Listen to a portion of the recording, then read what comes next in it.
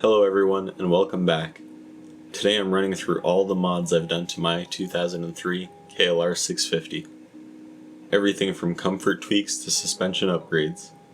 I'll talk about what was worth it and what I'd probably skip. No sponsorships, no affiliations, just my own opinions after living with this bike. Before we get into it, I just want to say a huge thank you. The channel recently passed 500 subs, which was one of my goals when I first started.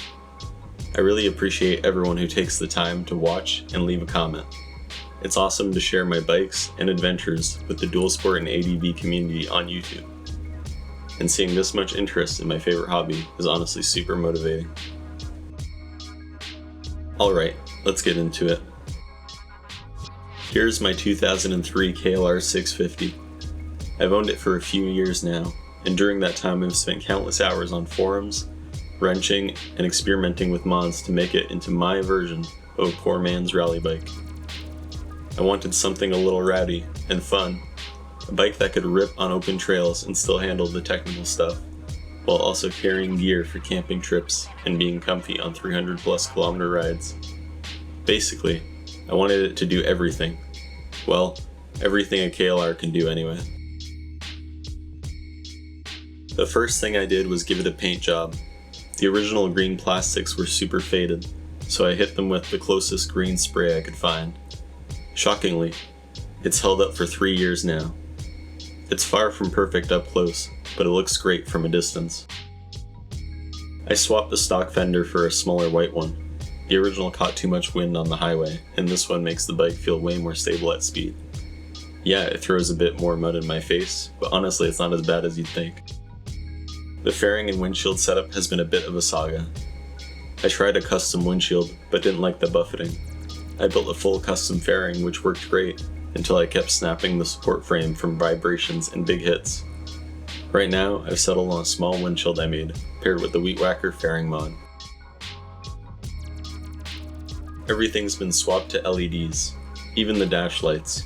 If you're interested, there are good forum guides on how to do it. Shout out to Owen, the resident Trek and Throttle electrical guru, for helping me out with this one. The turn signals are cheap Amazon ones. I tucked the rear ones under the rack to keep them safe. The battery got upgraded to lithium, and I also bypassed the kickstand switch. I installed Oxford heated grips. Expensive, but honestly worth every penny. I added a basic phone mount and USB charger from Amazon. The shifter from Tusk is an inch longer than stock, and I swapped the foot pegs out for no-name steel ones. For protection, I've got Amazon handguards that have been bent back into shape a dozen times, but just won't quit.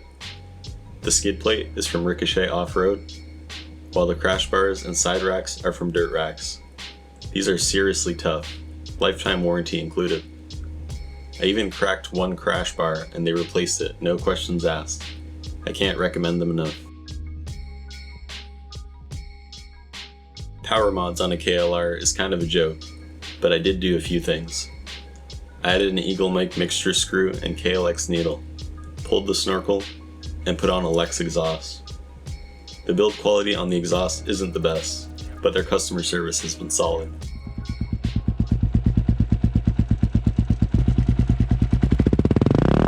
Does it make the bike faster? A little.